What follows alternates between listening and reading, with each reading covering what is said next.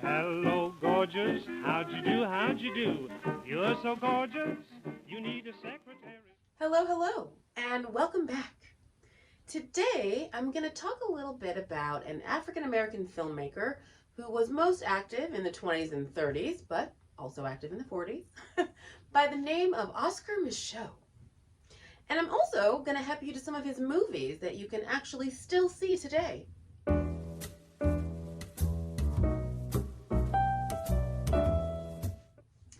Oscar was a really interesting historical figure in that he was not only a film director, he was first an author and eventual independent producer of more than 44 films.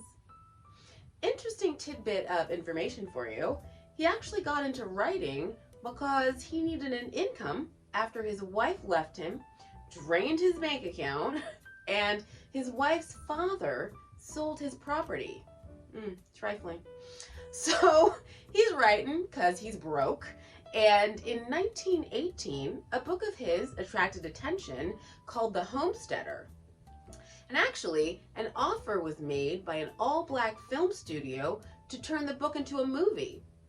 But instead of taking them up on the offer, Micheaux actually founded a movie company called the Micheaux Film and Book Company of Sioux City in Chicago. And its first project was the production of The Homesteader as a feature film. The Homesteader became known as his breakout film, and it helped him become widely known in the States and internationally as both a writer and filmmaker. Thus began his illustrious career of making all-black cast films until the Depression forced him to return to writing as his main focus. He produced both silent and soundy films, but most are unfortunately lost to history, specifically the ones he made in the 1940s, which is a sin and a shame.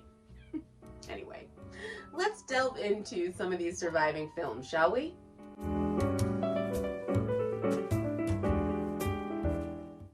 The first one is a silent film called Body and Soul, and that one came out in 1925. It starred Paul Robeson, love him, Mercedes Gilbert, and Julia Teresa Russell. This one kind of reminds me of The Emperor Jones, another Paul Robeson film, which you should see by the way.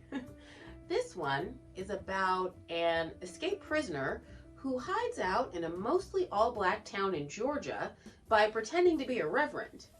He's later joined by a cohort and they cook up a plan to steal the collection money from the phony reverend's congregation. Things get complicated when the reverend falls for his estranged, identical twin brother's girl. But she doesn't love him, and the reverend does a bunch of diabolical things to get what he wants. I'm gonna stop there because I don't want to ruin it for you, but I definitely think it's worth a watch. All right, the next one on the list is called 10 Minutes to Live, and that one came out in 1932. It stars Lawrence Chenault, Laura Bowman, Willerlee Gilford, Tressie Mitchell, and Charlotte Evans. This one starts out in a Harlem nightclub where a movie producer is looking for an actress for his new film, and he's got to choose between two amazing singers. Meanwhile, two club patrons get engaged, and one of them is hiding a secret past that rears its ugly head when she receives a note announcing that she only has 10 minutes to live.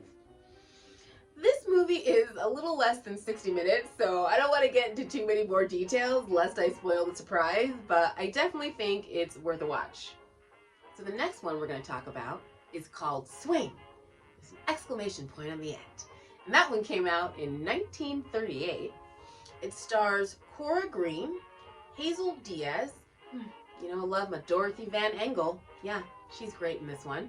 So anyway, so this one is about a cook for a wealthy white family who finds out that her husband is having an affair.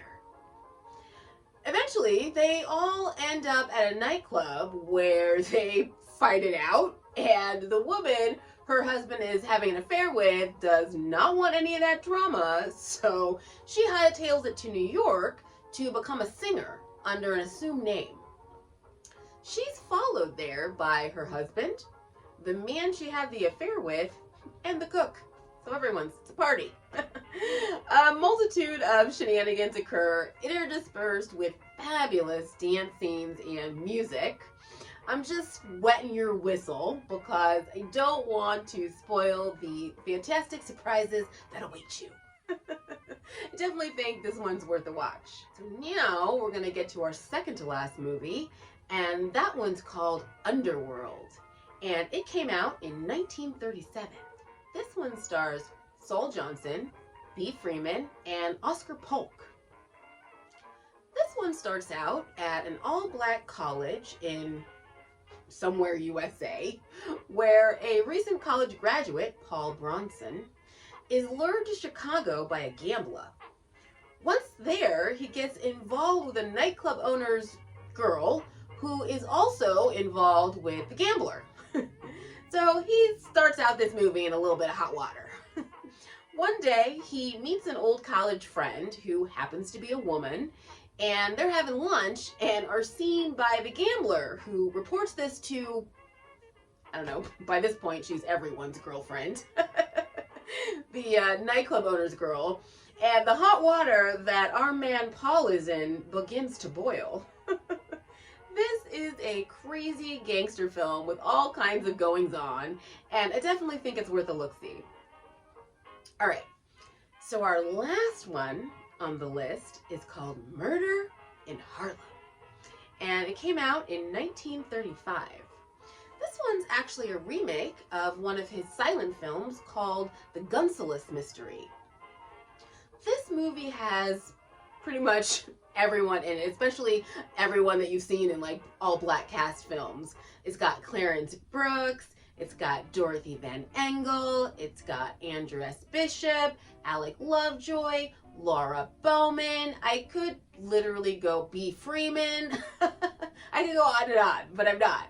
I'll tell you what this movie's about. So in this one, an African-American security guard happens upon a murdered woman's body while in the course of his duties, and because this is 1935 and the murdered woman is white, he is immediately accused of the murder. Surprise, surprise, said no one in the audience. Luckily, there is a very handsome lawyer, and he's going to help figure out the crime and catch the real murderer, who, spoiler alert, is not actually our beleaguered security guard. Yeah. Anyway, this is a great whodunit mystery, and I definitely think it's worth a watch. I actually put the links to these films in the description, so I hope you click on a few of them and check them out. That's actually it for this episode, and as always, if you liked what you saw, please like and subscribe. And hopefully, I'll see you here for my next episode, where I'm going to help you to some lesser-known classic holiday movies to help get you in a 'tis the season kind of mood. See you next time. Sweet and gorgeous, you're just a gorgeous thing. Sweet and lovely.